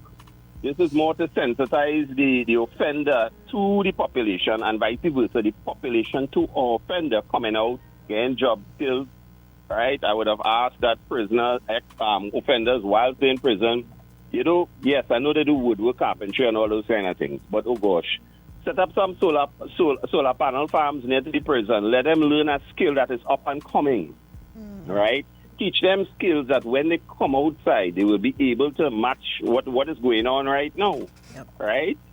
So it's difficult, but if it has to be approached, the government has to approach it in a holistic approach. Yes, they know what is the end result, but how to get there is normally the difficult part. I'm hearing him talking about parole, all for that, but you have to put systems in place. You as well as I know when you're inside there, you call it a bucket jail. So you see a man sit down in a bucket. You going to school, you doing all the research, you know, both all coming out at the same time. So how is that fair, right? He do nothing. He's sitting down and smoking his spliff in the corner there, and both all getting remission at the same time, because he get catch, right? You trying to improve yourself. So if I want to see things like parole, that means they have to have mechanisms in place. This is not going to be a revolving door, nor should it be, right? Because when the government gives you a stamp and say the parole here, population should believe, well, okay, that has some weight in it. In the last reincarnation of the UNC, they did mention they wanted to offer incentive to businessmen for tax relief if they were to hire ex-offenders. I've not heard them talk about it on this occasion. No. But things such as that would add for your employability, because they might say, let me take a chance on this man, and somebody will pop up and say, hey, we're saving $2,000 a year if we hire him, you know. And they'll say, yeah, come there. Right? But at the same time, you will hear a businessman saying, suppose something happen now, who is taking the risk? Yeah. So it's a kind of balancing act, and the government has to do this with a lot of stakeholders involved. Right? I'm hoping the Ministry of Justice is listening to programs like this, so that they will be able to help, right? Because I'm employed like 3 years now, meaningful employment. But I want to get a promotion. I want to go to other places. And again, I'm in a safe spot. If I move, will I get back employment? If I ask for a promotion, or I try would this hamper me? Right now, talking in this program, somebody must be listening, but I'm prepared for that. Right? Because I did the correct things, such as yourself. I say, hey, I have a conviction. Does anybody have a problem? Does anybody want to ask any question? Will it be an issue? And most of the time they don't know, They tell you, we will get back to you. They do know. And if they don't get back to you, it's more out of fear, out of anything. For you, it mightn't be so much fear because my own is a crime with a victim. It could be 30 years ago. They will still say, ooh, he's a kidnapper. That is just how life is. And I've grown accustomed to it. My back has gotten broader. My skin has gotten thicker. And that is just how it is. So, brother, I hope you're more successful in your future endeavors. Thank you very much, Dean, Thank for you so much. sharing that with us this morning, and we wish you all the best too in your future endeavors. Thank It's you a very much, famous sir. line we use here regularly from Yes. when we hear from people who don't want to help. All right, yes, Dean, thank you very much. Take No care. So if you're just joining us, folks, you're listening to Our Independency. Somebody asked, let me just respond because we don't normally respond to people on social media. So somebody asked about Dolce's properties and make them rehab or halfway houses. That was done before, but it was shut down. Correct. So that's another part of the restorative justice wheel that must be added or reintroduced if we want to really deal with this whole parole system and get it, flawless, because drug rehabilitation is a part of this journey. Yes. And a state-run drug rehab facility, as in all other islands and countries, Trinidad and Tobago does not have a state-run rehab facility. Correct. It's ironic, and the two islands should not be without a state-run facility at any point in time. Together, now it just hit me that Tobago does not have one, Trinidad and Tobago does not have one either. So, and it's part of the whole restorative. It's a lot of layers. The more we discuss this, Daniel, the more we discuss this, Natasha, it's a lot of layers that we've been pulling up because one goes into the next. Yes. And I again too asking, Trinidad and Tobago, I started doing independency when I was really young, I don't realize how many years passed that I've dedicated my life to this program with Natasha. And I tell you, I am not happy. I'm not. We were invited at the sitting of a GSC, and it was to find out the challenges that people face when they leave prison. I did that. We wrote 3 or 4 pages, step by step. If anything had happened, we would not be having this discussion today. Correct. So let's see how, because you have children out there, you have nieces, you have nephews, you have family. Today or tomorrow, you don't know what tomorrow holds for them.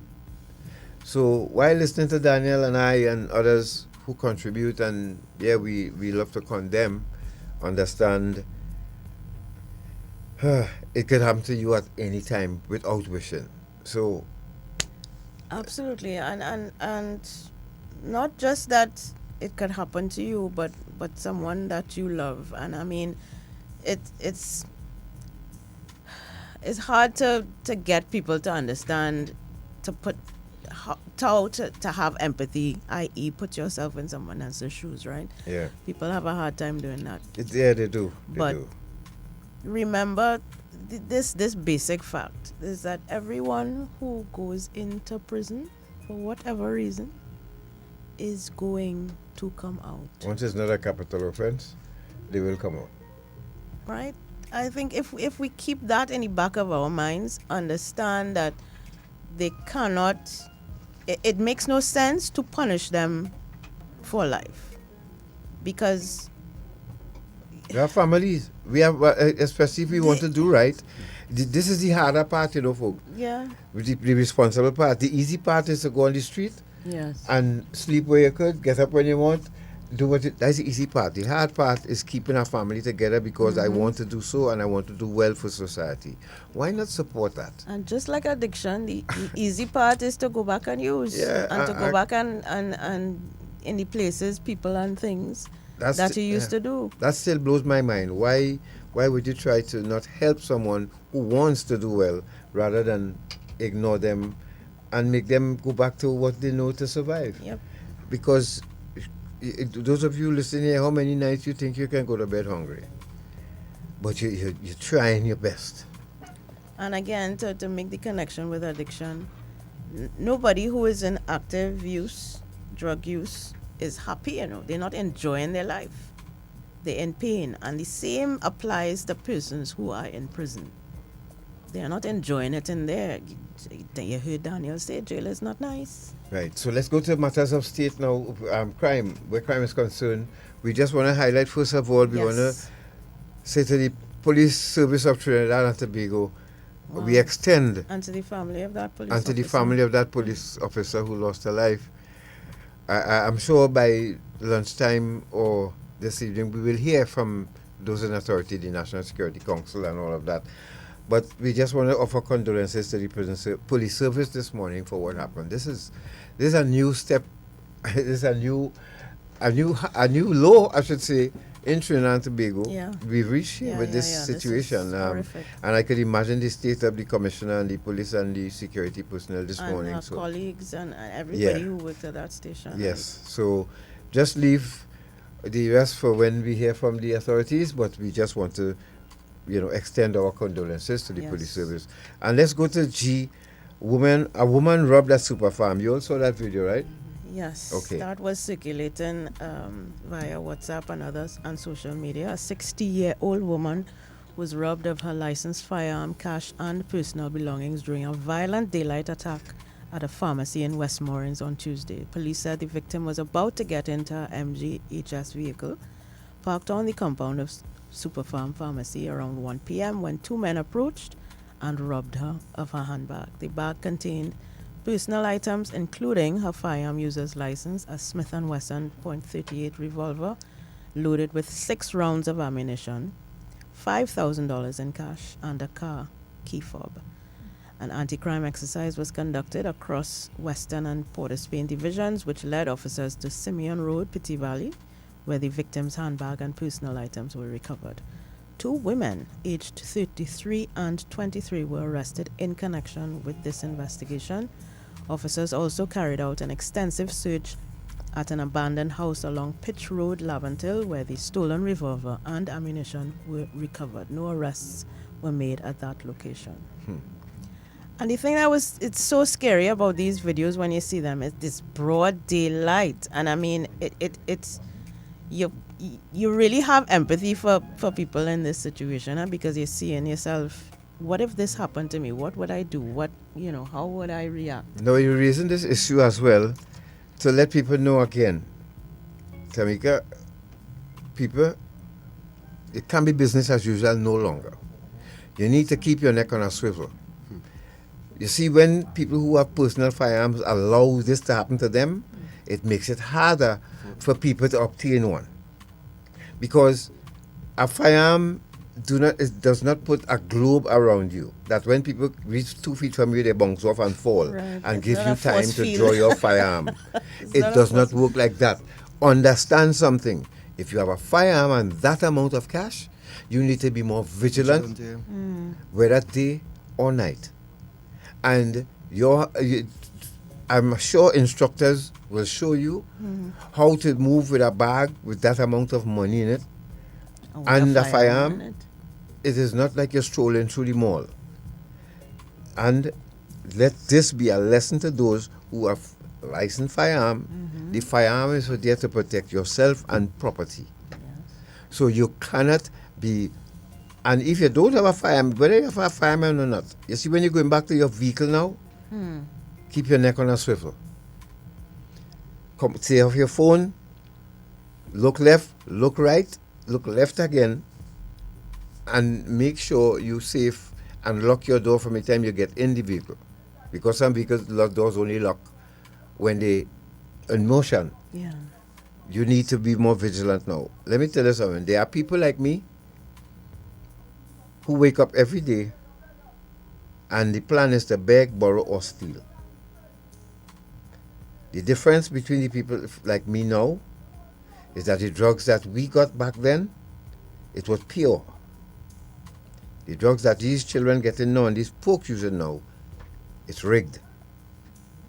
But the intensity to steal and hurt and satisfy a craving has increased 100 times. Keep that in mind. And I'm just sorry that these women, I'm sure they won't, but a toxicology test should have been done on them to see, at least get that out of the way, whether it was substance abuse driving that or not, or a combination Was of it things. women that robbed her? Is Yes, that what 2 it- women. Yeah. Daniel, let's take some calls. 622-3937. So, Shortman. Daniel, anything you want to add to the discussion? Oh, wow.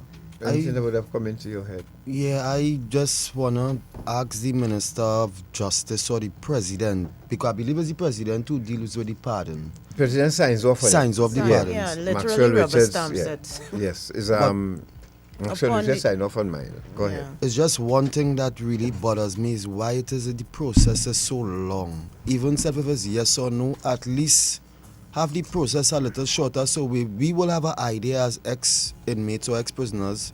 We will have an idea of what is going on. Don't have us waiting for 10 and 15 years and as the previous caller, 31 years and more, you know, just to get a response then. A response, no. That should fix and that should fix soon as possible. Because that is, the pardon is one thing, a major thing that is holding us back from progressing our lives then.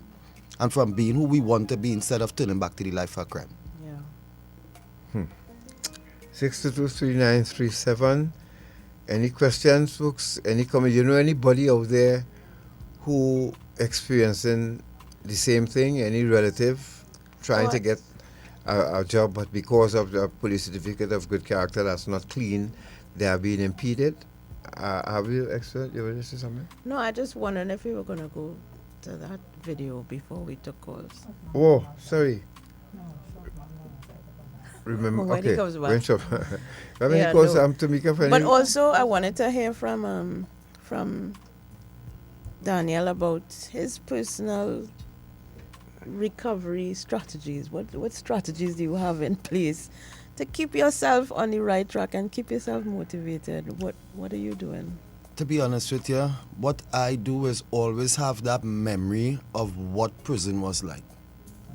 Yeah, from the time you remember how you made it in prison or how prison was like for me, you will remember, hey, I don't want to go back in there. I will do everything that is possible to survive and stay out of there. So if you're asked to join a team by this government for us to go around to schools and institutions and speak with youngsters, would you accept that? From day one, since we started to speak, I mentioned that to you. I will love to do it because in that way, I will know that I help in society from the 30 youths and them from making them bad decisions and them. I will feel good in doing that. That is something I would love to do. When I was in YTC, I loved that, going to CCC, to White Up, to youth clubs, police youth clubs. I was invited and I took the opportunity.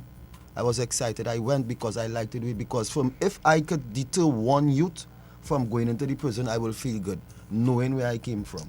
You know, And I suppose you're doing that work too with your TikTok channel. Yeah, I do well. my stuff on TikTok. That's why Yeah. a lot of persons know me on TikTok and stuff because I use TikTok as an avenue to just share my experience of prison. I don't do nothing else on TikTok but that.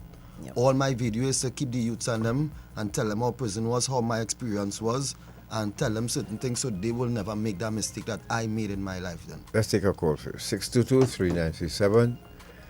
Good morning. Hello? Hello, good morning. Good morning. Studio. And Daniel. Morning, sir. As well. You know, I always empathize with this situation. Here in the conundrum, with the last speaker.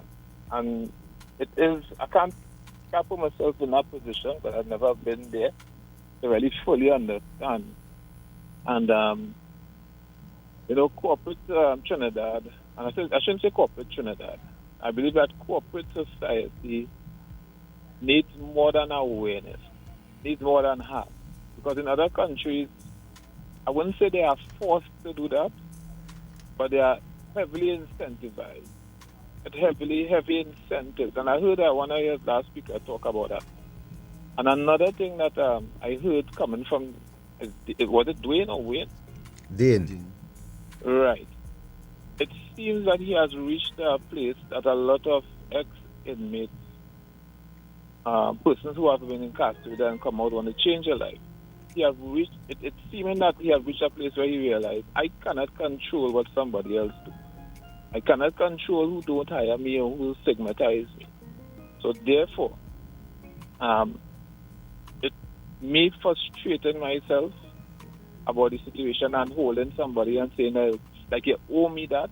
Society don't really owe somebody who want to change their life. If you're changing your life, it's ultimately for your benefit. Yep. Yes, it would be good for society, and I agree. Society should just wake up one day and just forgive everybody. But that's not it.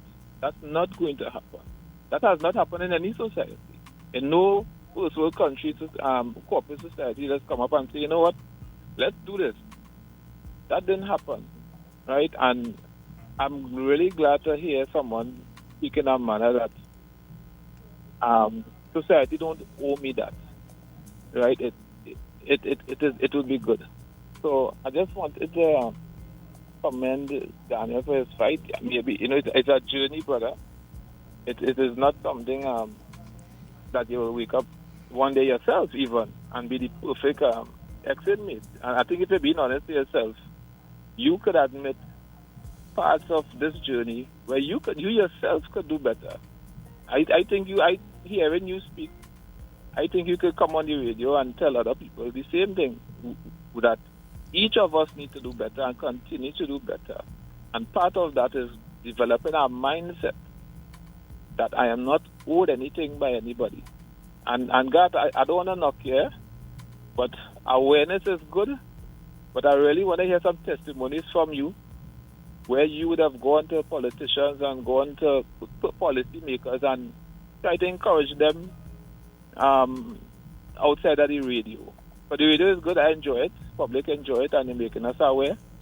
But I hope you don't take it as a knock, but more so that I would love to hear instances where you would have gone to persons in the embassy, and I know you be about the place. I see you. I shake your hand a couple of times. So I just want to say that. Thank you. Have a good morning, everybody. Thank you. Cannot even hang in there because I still. He wants to hear what your experiences is of pounding the pavement have been. Listen. And he is on the road literally every day. That is one program or two by itself. Correct. We can't be discussing nothing else because anytime I start that, 12 o'clock will reach us. And so I promise, you see, you put me there. Yes. You really went there, caller. Because in between every Sunday is 6 days that he is on the road. We started last week. And let me say this. There are people out there, and I have been. Believe me, have been. We have the reports to prove it. Yeah. We have the proposals to prove it. We have the letters to prove it. Yeah. The thing is, Dean just explained, I think, it's a roller coaster, emotional roller coaster ride. From one minister to the next, from one PS to the next, it changes. Society owes us nothing. However, if you really want to fight a war, the one like what we're fighting now, use the examples of rehab facilities. In rehab facilities, there are therapists and counselors. The counselors, most of the time, if not all the time, were people with 10 years clean under their belt from the substance that they were using. So side by side, they work together and you run a proper rehab facility. Now, we hardly meet people like that in our society. I could use the reference of Mr. Alan Miguel, who was the last director of the counter-trafficking unit. He's one who understood by the way he operated with me. I could talk about me. Remember, I've always said, if I come by you and you treat me like crap, that's all I could say. And I remember when he invited me, I was invited to a function that the unit had. And I attended the function, also Diwali, I think, and then a couple days afterwards, I thanked him for doing that because I felt honored, And he said to me, "Garth, you're part of the family." If you know how good that felt, to hear somebody say that to me, and it's not that we want pampering, it's not that we want because society owe us something. We hurt society. I did. I wasn't no angel when I was using crack cocaine, people. I telling you, I wasn't an angel. I tried to rip off, those hand dryers. I keep talking, those hand dryers where press on the air just come out. Right. I tried to rip off one of that in excellent trading. Where just go upstairs, excellent. So you see the food court? I'm telling you, I held on to one of that, and that time Dollar Rescue was still around. And I held on to that thing. All my knee on the people were all trying to pull that off. The thing refused to come off, I had to leave it hanging. That's how bad I was. So I hurt a lot of people. I did a lot of bad things. The only thing I didn't do was steal arms and ammunition from the military, but I had them spinning on the head. I stole all the fire extinguishers from Defense Force headquarters. All. Is the last one BP catch me with. Yeah? Yes, Selling by it? Dollar Rescue. Yeah. The Dollar Rescue was the place. And they used to tell you, big sign tell you, no stolen items when you bought it, yeah, right. The more thing I sold by Dollar Rescue. I am not saying this as a boast, people. I'm telling you where I came from. Imagine holding on to a blow dryer and trying to go and sell it. And the thing just refused. Whoever put up that, congratulations to them, because I could have gone with that by Dollar Rescue. I am not saying that because, I'm boasting about it, but the experience that I have, I could tell you what I'm seeing now and how we could help. That is all, caller, and I have been to public officials. Don't worry, I have the list to share with you all soon. Hello, good morning. Let's go back to the lines quickly. 6223937. You're listening to the tail of our independency. Hello. Hi. Good Thank morning you. to the panel there. Morning. I was released from prison in 1997, 21st of April, after a 2-year sentence. And since then, every time I try to get a certificate of good character, well, that was about for 3 or 4 years after I've been released. I was told that they cannot find the extract for the case. And how I need to go to some warehouse where the boxes are with the cases and see if I could find the police to get them to do it. A whole set of run around. And That's still the same way? No. I've never gotten a certificate of good character, so the kind of hindrance that's been to me. That is another issue that you have in getting a certificate of good character. To move forward is that they cannot find the extract for the case to sign off on the certificate of good character. I don't know if anybody else had experienced that, but that was my experience. Thank you and good night. Is there a way to reach you, sir? Because I recognize your voice. Yeah, if there is a way to reach me. Yes. Could you leave your number downstairs? Yeah, I could really do that. All right. Tamika will take it Tamika from will you take it off from you the now. Okay. Right. Okay. Yes. So thank you, my brother. We'll keep in touch, right? Yeah, man. Okay. Thank you. And there you have it. There's another person. 6223937. Hello, Daniel. Daniel is here with us. We say pleasant morning to you. Morning. Thank you for A taking. very good morning to you all. To Garth and Natasha and Daniel, your guest. Morning. I'm a listener for years of this program. I just want to say to you all, thank you. Thank you. First of all, I'm happy that you all are back on the air. Thank you for not giving up on hosting Iron Dependency. Thanks for fueling your passion to assist and pressing forward to give hope, but also to educate us, the society, and engaging the authorities on behalf of others with these circumstances and related ones. I just have a few things I would like to say to all of us as a society regarding Daniel's circumstances and others like himself. Just to quote a line from the Our Father prayer. Forgive us as we forgive those who trespass against us. And to quote Tamika Castile, be human to another human. And just to say some thoughts, people generally look at mistakes in the extent of the mistake, and then they determine if to give someone a chance. And then people are stigmatized, etc. It is so wrong, though, because a lot of times people stigmatizing somebody else. They're doing wrong too, I don't want to say they, we, us. Every day we do wrong stuff, whether it is major or minor.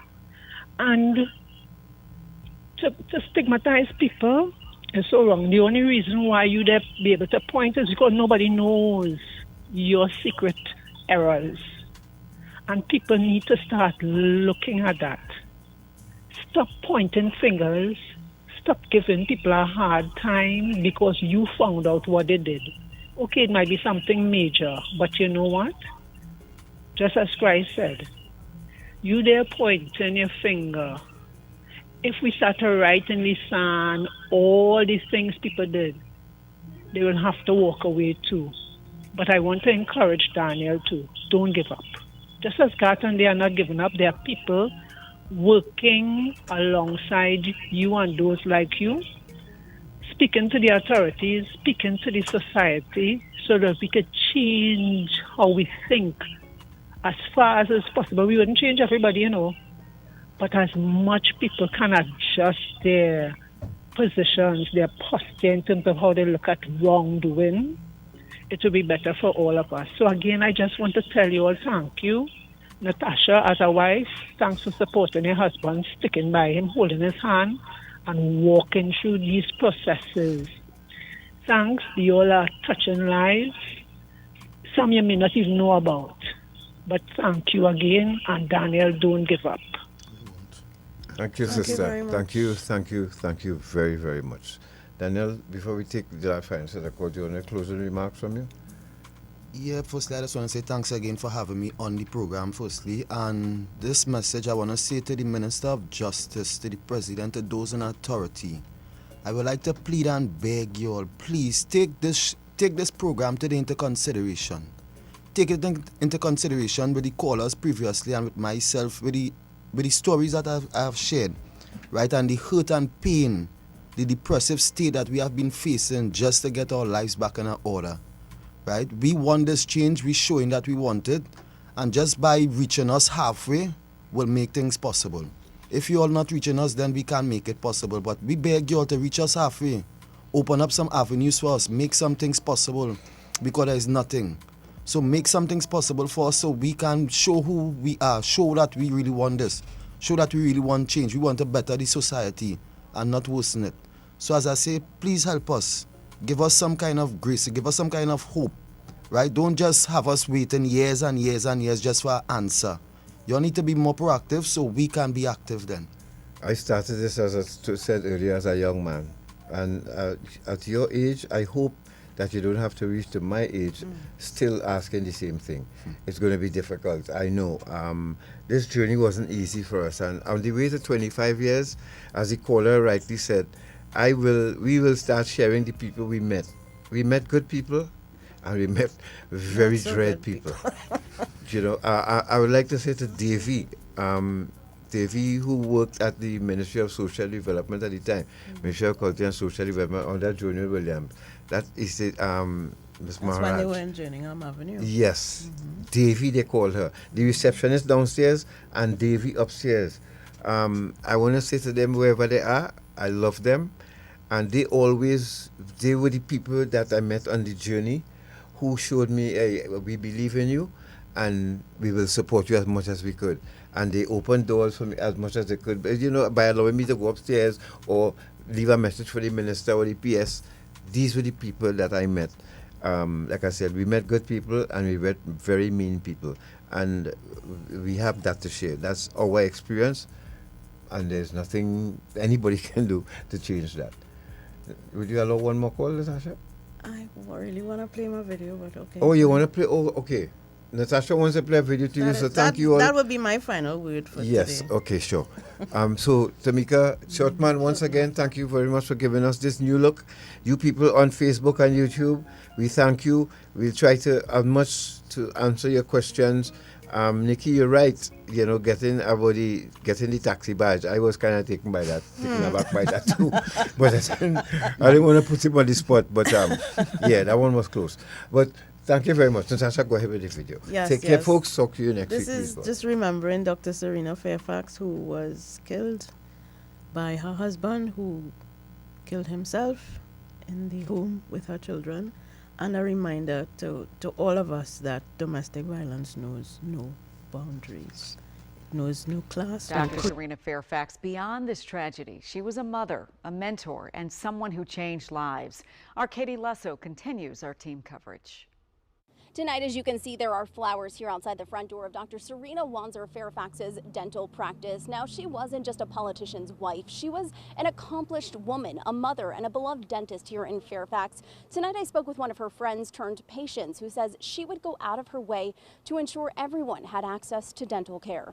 I'm gonna miss my friend. Tyrone Sims II says he first met Dr. Serena Wanzer Fairfax in 2008 at an event through one of her relatives. Come to find out, we grew up right down the street from each other. A friendship grew. Over the years, she managed to convince him to start going to the dentist again. The things I needed to do to take care of myself that I'd been stubborn to do for the first 40 years of my life. But not just any dentist, she became his dentist. Each visit was definitely wasn't boring. He says she had a way of making people feel at ease. She was one of the most loving, caring people. That she would go out of her way to make sure anyone who needed dental care got it, even if they couldn't afford it. It wasn't just a profession for her, right? It was an expression of love and compassion. It was her way of service to others. He, like so many others, were heartbroken to hear what happened to her. Garth stating that his dad might have stabbed his mom, saying that she's laying on the ground bleeding. We've since learned that they were in the midst of a divorce. Court documents show she told the court the former lieutenant governor was struggling with alcohol abuse, citing no expectation or hope of reconciliation. Sims says he had no idea how bad it was. Serena was a quiet person, and there's personal things, and I understand me not knowing, and I don't think anyone did. Not to this extent. As he reflects on their friendship and who she was, Definitely would put politician's wife at the bottom of the list. he says one thing will change for certain. I'm not getting another dentist. That's how much she means to me. I just not. What do you think she'd have to say about that? She'd be laughing right now and tell me I'm stupid. He says it's important for people to know who she was. Serena is a real person and an accomplished person. Right now, the focus on wrapping their arms around her two teenage children. Whatever dreams, hopes, plans that they had before this tragedy, that they still know that they can meet those. And for now, her patients, colleagues, and loved ones left to navigate this tragic loss. In Fairfax County, I'm Katie Lusso, WUSA 9.